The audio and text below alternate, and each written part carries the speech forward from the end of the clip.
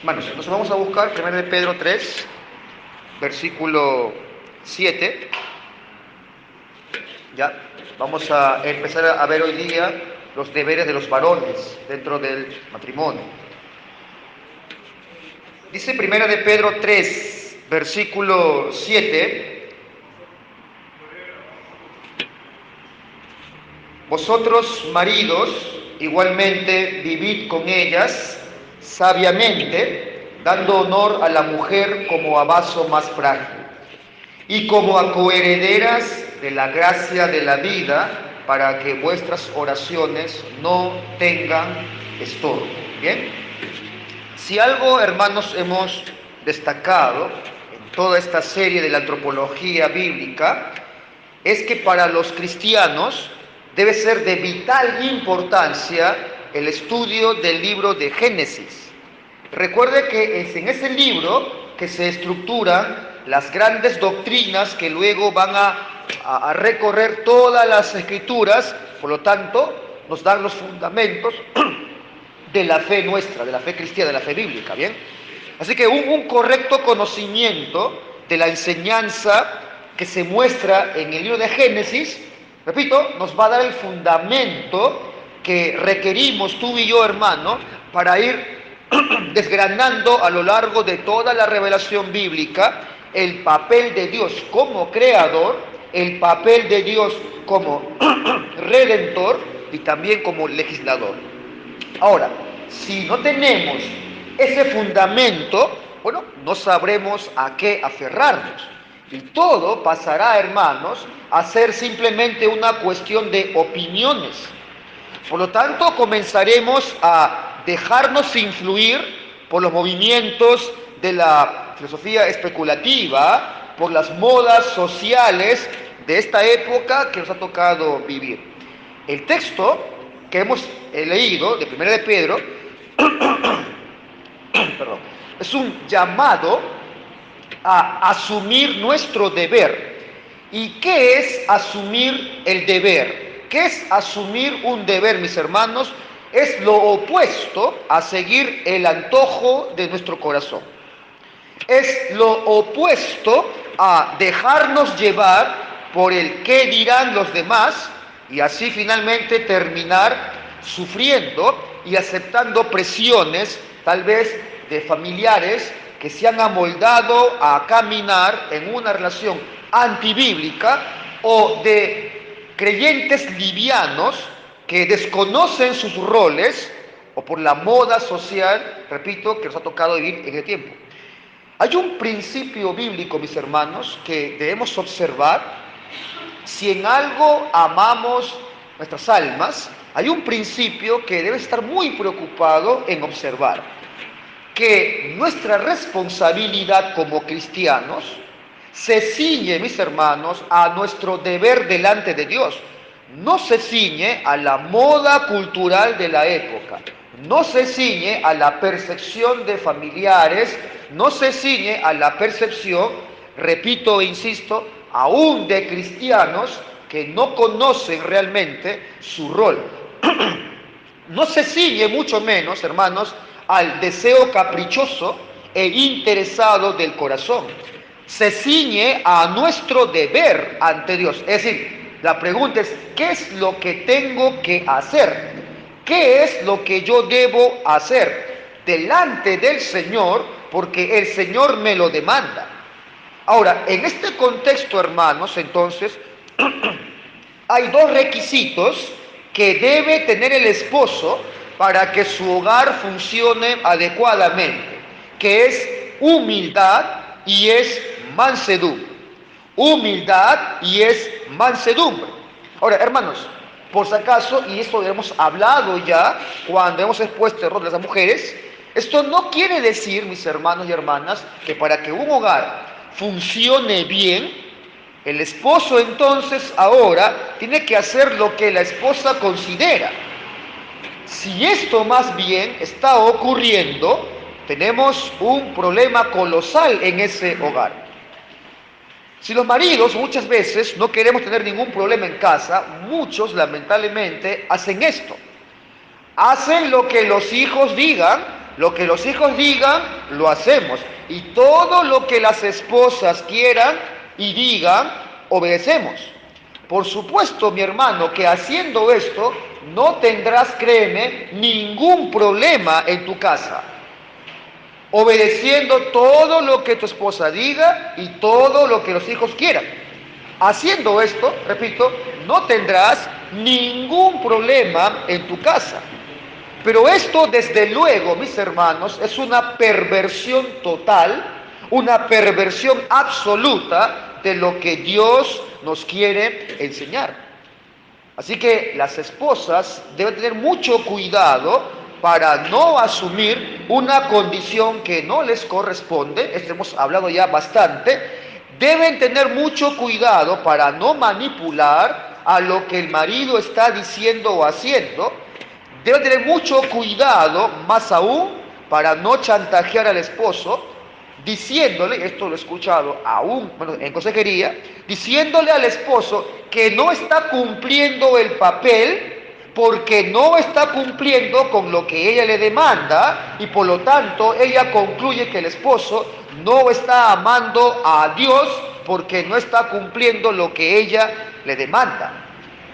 Les debo recordar, mis hermanas, que a Dios no se le obedece siguiendo tus criterios o tus demandas, sino siguiendo las enseñanzas de la Escritura. Así que la esposa debe tener mucho cuidado para no entrar en estas perversiones. Ahora, también deseo, hermanos, recordarles que aunque Cristo amó tanto a la iglesia, que dice el apóstol Pablo que se entregó hasta la muerte, y esto justamente es lo que las esposas deben demandar a sus esposos, también les recuerdo, sobre todo a las esposas, que Cristo también ejerce disciplina en esa iglesia que ama tanto y que se entregó hasta la muerte. Y dice Hebreos que lo ejerce con firmeza. Les recuerdo también que Cristo somete a su iglesia, a la que ama tanto y se entregó hasta la muerte, a juicios severísimos por su desobediencia.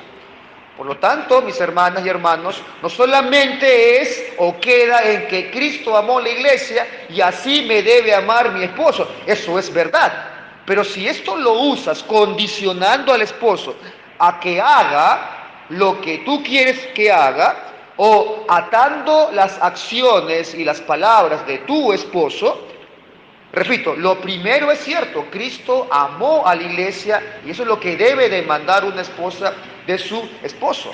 Pero hay más cosas en ese amor bíblico que incluye la exhortación con firmeza, la disciplina con firmeza y aún el castigo severo cuando hay una declinación a lo que el Señor ordena para su iglesia. La pregunta es entonces, esposa, ¿reclamas con el mismo fervor a tu esposo que te brinde más tiempo, así como exiges disciplina en tu hogar, comenzando por ti? O sea, es ecuánime tu búsqueda de atención como de disciplina, aunque esto signifique que por ti empiece.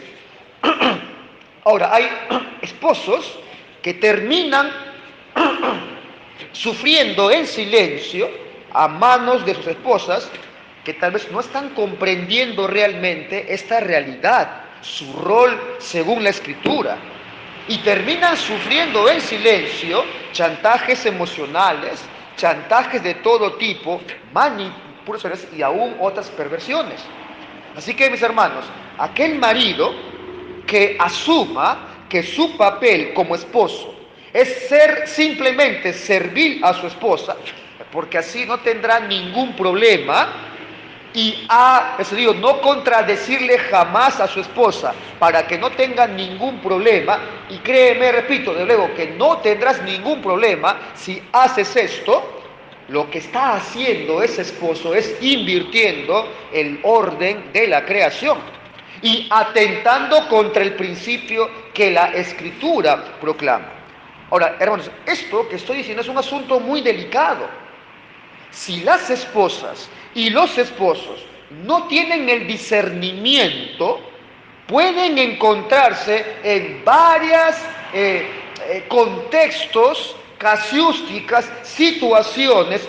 Una de ellas es, por ejemplo, encontrar a esposos serviles, esposos que no pintan para nada en sus casas, esposos la cual su voz es acallada por la esposa, esposos atrapados en una maraña de manipulaciones y contiendas. Este esposo ha decidido tomar una actitud servil porque su esposa avasalla su hogar con un carácter iracundo y manipulativo. Hermanos, esa actitud servil del esposo es contraria a las Escrituras. No importa de dónde venga, si es por el desánimo del esposo o porque es una mujer contenciosa. Como sea, de donde venga, es una actitud contraria a las Escrituras. También podemos encontrar, por falta de discernimiento, a esposos que son auténticos tiranos. También podemos encontrar a esposas que son absolutamente criadas en sus casas. Ahora, hermanos, estas conductas, ninguna es una conducta recta delante de Dios. Y por falta de discernimiento, muchos hogares han terminado en alguna de estas desviaciones. En este versículo, el apóstol Pedro está hablando ahora del esposo. Y la pregunta que hacemos es, ¿cómo entonces debe manifestar el esposo ese espíritu de humildad y de mansedumbre al que el apóstol Pedro hace referencia? Ahora, los que están bajo autoridad, como son las esposas y los hijos, saben cómo tienen que someterse a la autoridad que Dios ha puesto en el hogar. Pero, ¿qué de los esposos? La pregunta es, ¿ante qué autoridad deben dar razón de sus responsabilidades de esposos? ¿Quién es la autoridad del esposo? Repito, hay dos deberes que debe llevar a cabo el esposo en su hogar. Pero antes de esto, él debe recordar que su autoridad es Cristo. Y luego de esto debe recordar que su primer deber básico que debe cumplir está en la primera parte del texto. Dice Pedro, vosotros maridos igualmente vivid con ellas sabiamente. Es decir, que el primer deber que debe tomar en cuenta el esposo es que debe convivir con ella, con su esposa, sabiamente. Ahora, la palabra vivir con ellas implica compartir tu vida con esa persona, asociándote con ella íntimamente. Esto, mis hermanos, significa que la esposa y el esposo deben pasar tiempo juntos. Esto es, a nivel social, a nivel familiar y también a nivel sexual. Si no pasan tiempo juntos, esa relación no va a ser llevadera y está a punto de naufragar. Uno de los problemas que se ha encontrado abundantemente en la iglesia es que se encuentran las parejas en problemas en la dimensión sexual dentro del matrimonio. Y muy en especial en parejas que no entienden sus roles. Se encuentra muy a menudo esta situación, ya sea a un extremo o al otro, ya sea en continencia sexual o que hay una desviación sexual en la práctica.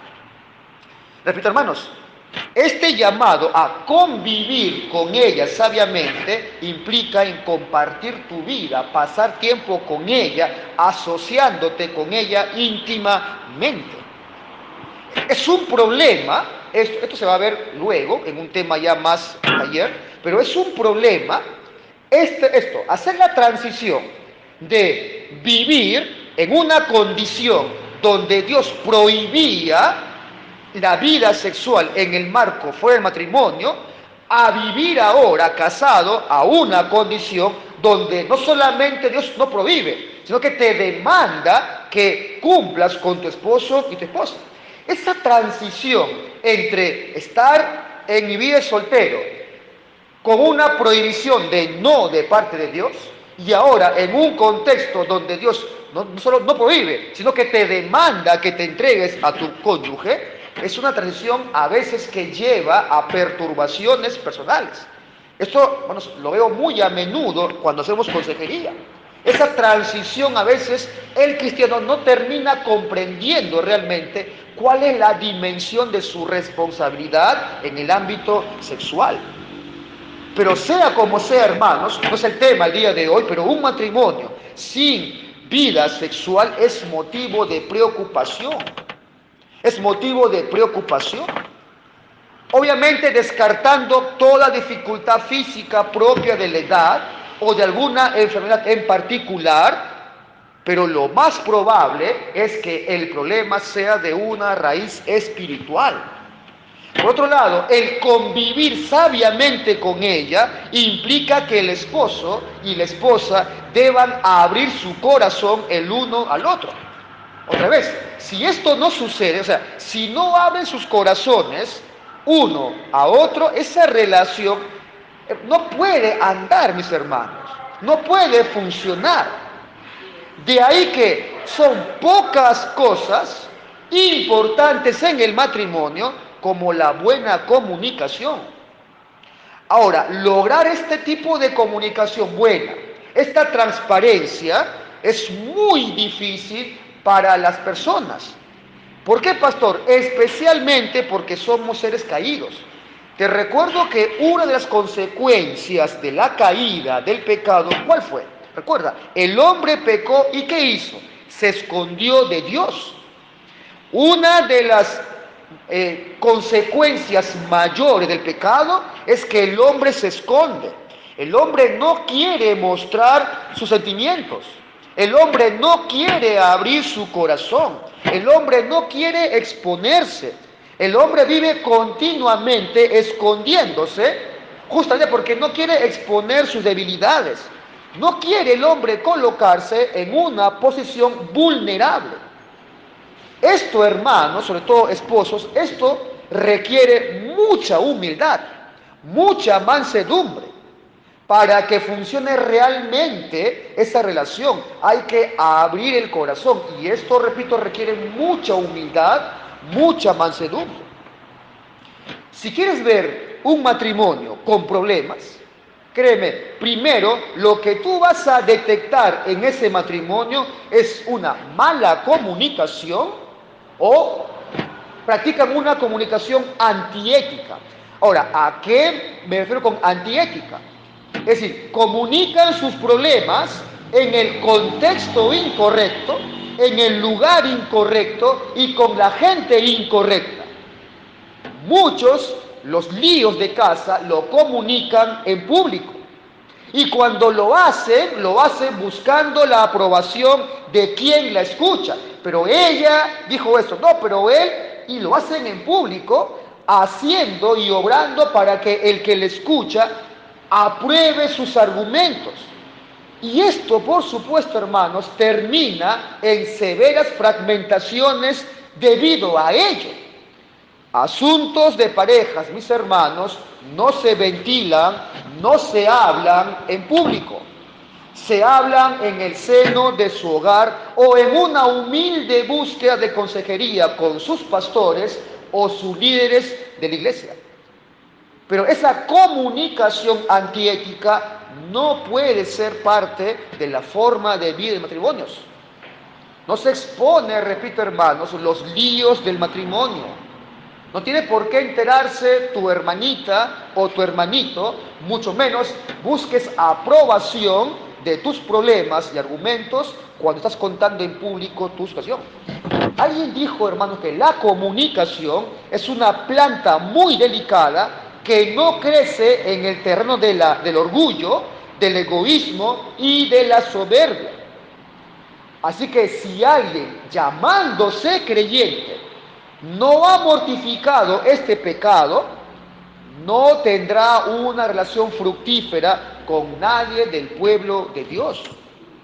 más aún en su relación matrimonial. Esa muralla que han puesto muchos de protección, debes luchar, mi hermano, para derribarla. El cristiano, el esposo, debe vivir sabiamente con su esposa. Y eso, hermanos, es imposible si usted se anda escondiendo, si usted no abre su corazón, si usted no tiene una adecuada comunicación con su esposa. Ahora, otro punto que también nota el apóstol Pedro es: vosotros maridos, dice, igualmente vivan con ellas, pero ¿cómo? Dice, sabiamente. O sea, no solamente es la convivencia, la comunicación, el aprecio natural, sino que debes vivir ¿cómo? Sabiamente, o sea, con conocimiento. Ahora, pastor, ¿qué conocimiento? O sea, ¿qué es lo que el esposo debe conocer, debe entender? Sigue indicando Pedro, dando honor a la mujer como vaso más frágil y como a coherederas de la gracia de la vida, para que vuestras oraciones no tengan estorbo. O sea, Pedro está diciendo, hermanos, que una de las cosas que debe conocer bien el esposo es a su esposa, justamente. Debes conocer a tu esposa. Y básicamente, ¿en qué sentido? Pedro lo dice clarísimo: son vasos frágiles. Así que, esposos, debes conocer a tu esposa. La pregunta es, ¿lo haces? ¿Realmente sabes cómo es tu esposa? Ahora, ¿qué significa, mis hermanos, que la mujer es un vaso frágil? La palabra vasos se usa en la Escritura para referirse al ser humano, al hombre, al ser humano en su constitución. El hombre, el ser humano. Por ejemplo, segunda carta a los Corintios 4, versículo 7, cuando Pablo está ahí refiriéndose al predicador, al ministro, al que predica, ¿cómo es que lo ubica? Pablo dice, pero tenemos este tesoro en vasos de barro, para que la excelencia del poder sea de Dios y no de nosotros. O sea, Dios, dice Pablo, usa a seres humanos, vasos de barro, para que, llamado este hombre al ministerio, lleve y transmite el Señor el mensaje de su palabra. Pero estos tesoros, dice Pablo, son transmitidos a través de ¿quién? De hombres. Pero ¿cómo lo llama él? Vasos de barro. Entonces, tanto el hombre como la mujer son frágiles. Su formación es frágil. Por ejemplo, cambia el tiempo de calor a frío y créeme que se resfrían tanto hombres como mujeres. Tanto hombre y mujer dejan de comer 2 días y verás cómo son vulnerables a enfermedades, a dolencias. Así que ambos son frágiles. Estamos expuestos a multitud de factores que atentan contra tu naturaleza. Pero lo que está diciendo aquí el texto es que la mujer es la más débil de los dos. Es la más frágil de los dos. Y justamente por ser más frágil, debe ser tratada con ternura y delicadeza. Ahora, la pregunta es, hermanos, ¿en qué sentido son las mujeres más delicadas que un hombre? ¿En qué sentido la mujer es más frágil que los hombres? Y hermanos, la respuesta es evidente. Son más frágiles en su composición, en su condición física. Ahora bien, el hecho de que hay mujeres más fuertes físicamente hablando que un hombre, no cambia la realidad que Dios ha creado a la mujer en general con una condición física más frágil que el hombre. Ahora, a la luz de este hecho, hermanos, el esposo cristiano tiene la responsabilidad de proteger a su mujer, de tratarla con delicadeza, con cortesía, de atender los labores, aquellas que demandan fuerza, que ella tiene que hacer, el esposo lo debería hacer.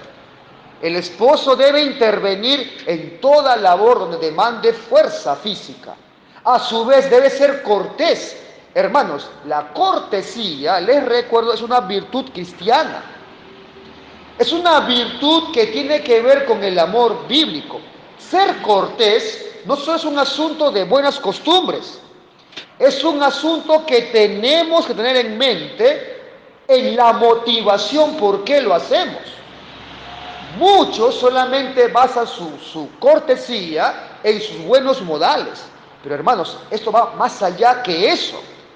¿Por qué hacemos lo que hacemos? ¿Por la cultura? ¿Porque eso así me educaron? No. Lo hacemos porque la Biblia nos manda a ser amables, a ser afables y atender a la mujer con ser amables, con ser afables. Eso es lo que pide la Biblia del varón. Ahora, las mujeres no solo poseen un cuerpo más frágil, también un alma más frágil. La femineidad de la mujer es un rasgo no solo del cuerpo, también es un rasgo del alma. Ahora, claro, esto no significa que la mujer sea menor en inteligencia que el hombre, no. Esto tampoco significa que la mujer posea una voluntad más débil que el hombre, no. Tampoco es que la mujer tenga menos discernimiento que el hombre, no. Lo que estamos diciendo, hermanas, con que la mujer tiene el alma más frágil, es que la mujer tiende a herirse a sí misma, tiende a deprimirse con mucha más facilidad. Posee una tendencia mucho más fuerte a sentirse frustrada. Ella se quiebra mucho más rápido en sus emociones, y eso los hombres lo saben muy bien, ¿verdad? Se quiebran mucho más rápido en una discusión. O sea, en sentido, en la emoción, se quiebra rápidamente. De ahí que, en son de broma, una vez dije, en una conversación, tú puedes llamarle perro judío a un hombre, y a los 5 minutos está tomando Coca-Cola con su amigo, como que si nada pasó. Pero dile eso a una mujer. Prepárate para que el perdón no llegue antes del día final del juicio. O sea, eso le va a quedar a la mujer por largo tiempo. Esto es lo que ocurre entre la sensibilidad de los hombres y las mujeres. Tal vez una mujer le da vuelta y vuelta a un asunto.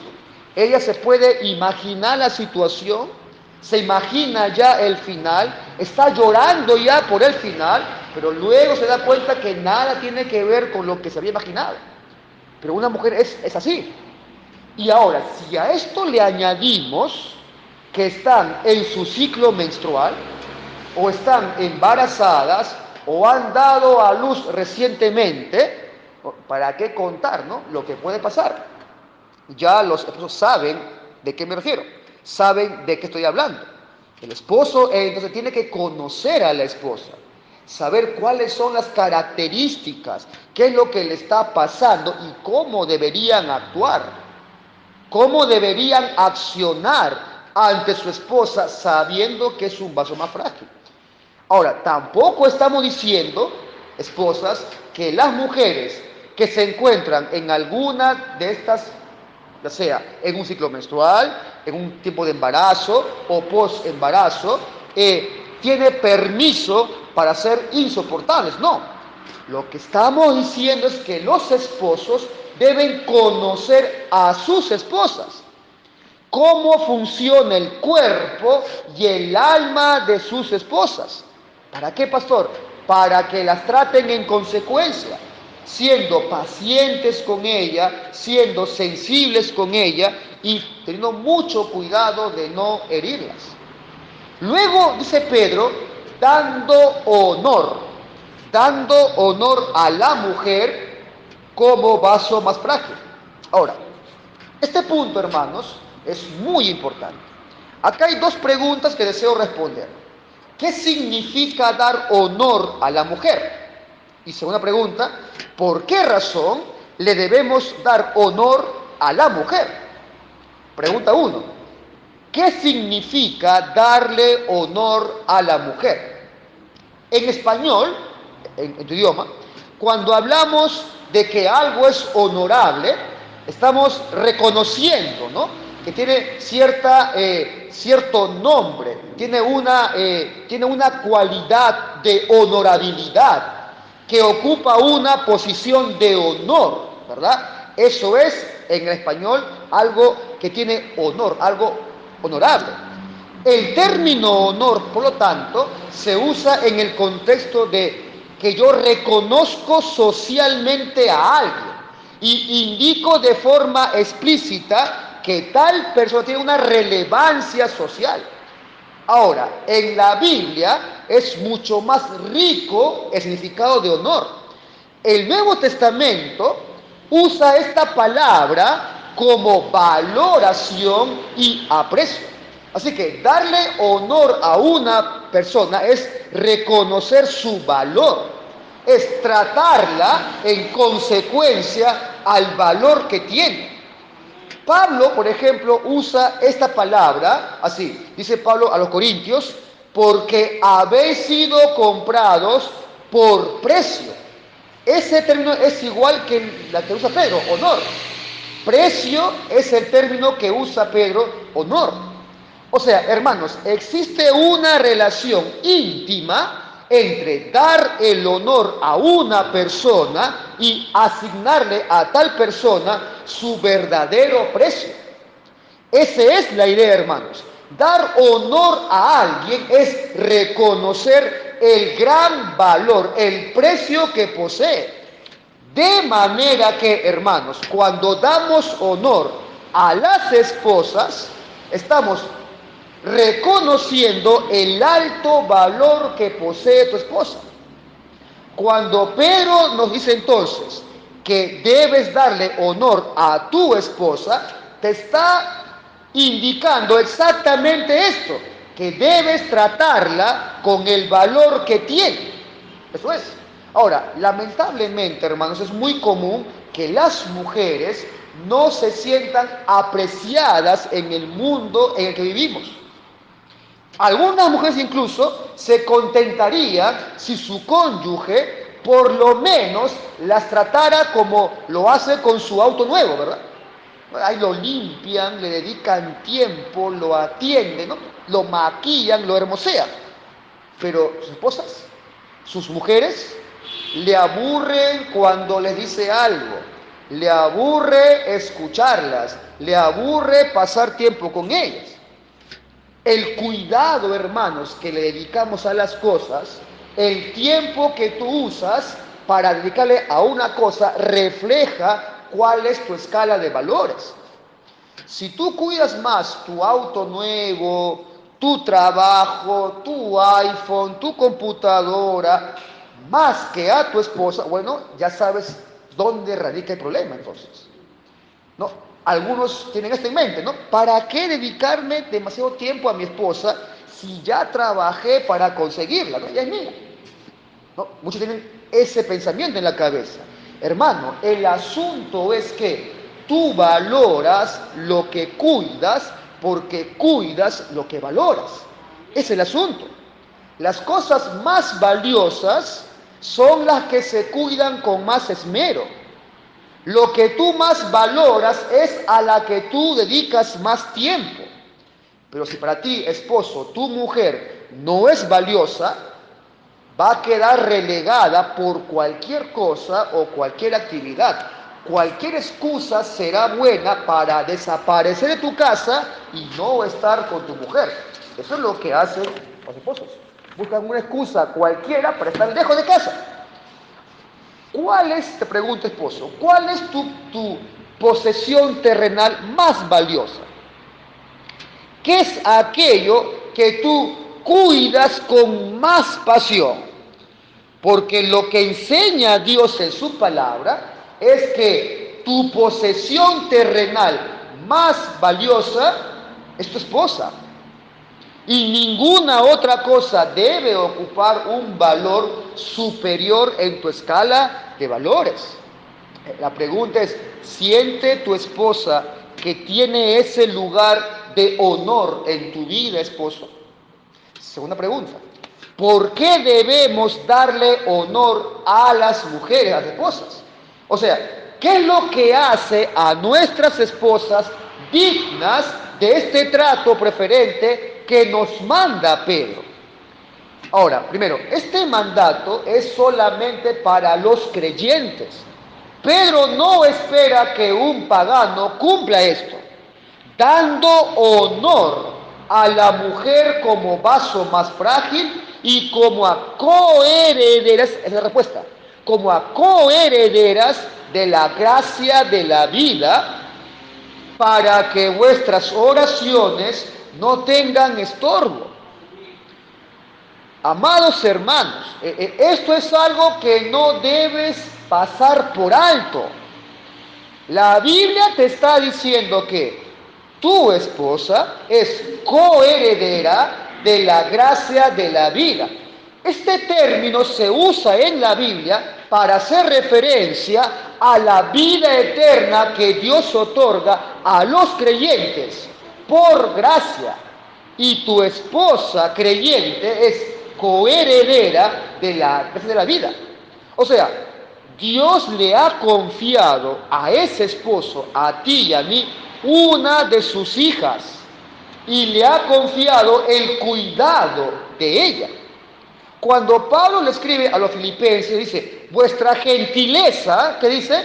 Sea que conocida de todos los hombres. Ahí está también incluida tu esposa. O sea, tu esposa debe ver en ti este accionar gentil. Todos los hombres, dice Pablo, deben ver en el creyente su vida gentil. Dice, vuestra gentileza sea reconocida de todos los hombres, pero mayormente debe verlo tu esposa. Porque si los hombres externos ven a ese hombre gentil, cordial, la esposa que vive con él debe ser la primera que debe ver esto.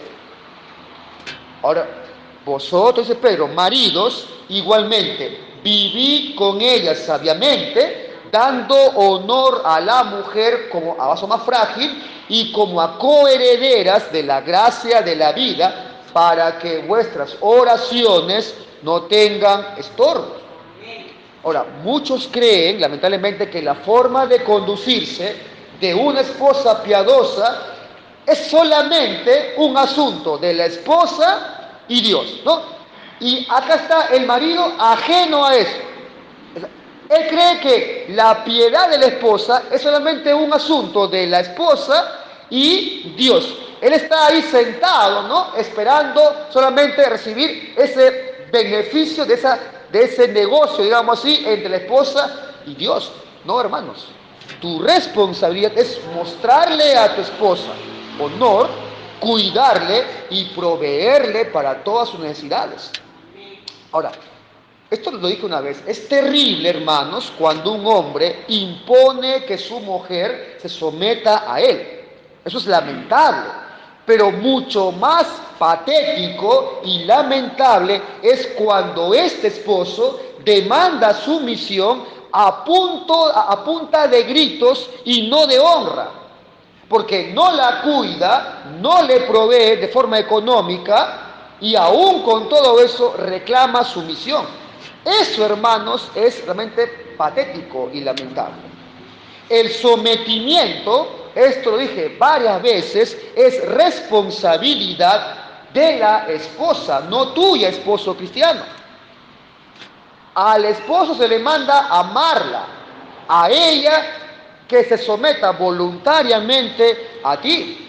Así que el papel de cada esposo, esposa, es honrar a Cristo con el papel que Dios le ha asignado a cada uno de ellos.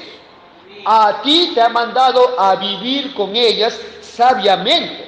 O sea, Pedro le llama al esposo a que viva, repito, sabiamente, es decir, con conocimiento, con comprensión, entrando en una relación íntima y personal con ella.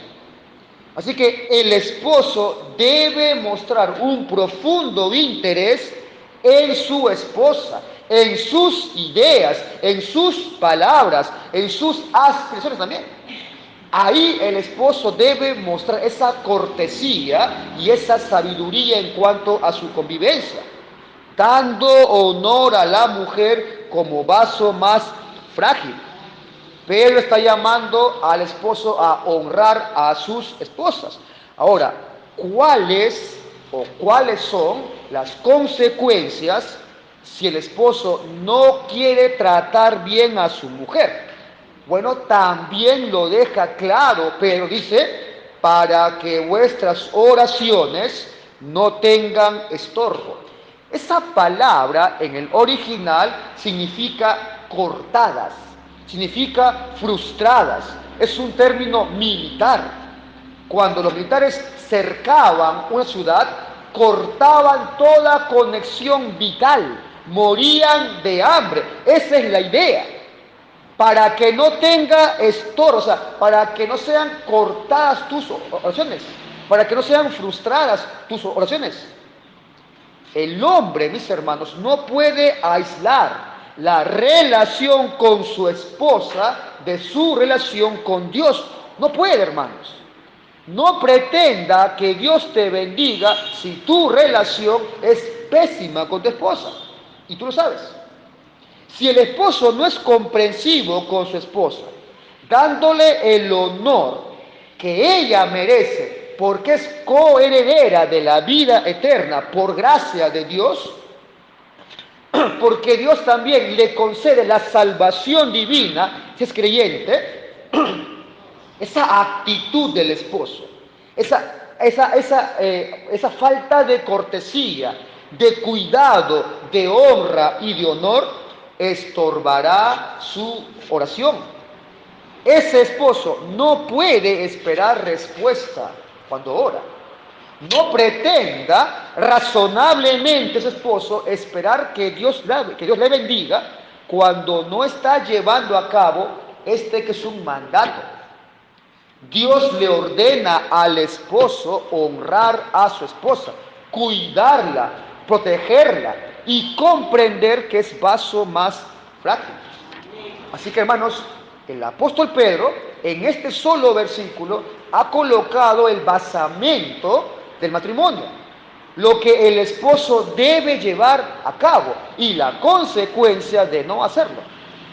Ahora, si un esposo realmente entiende este mandato, debe arrepentirse si ya sea cual sea el argumento que ha usado en su cabeza, él no ha dado a su mujer honra y honor y persiste en su cuidado áspero y brusco. Amén. Bueno, oramos.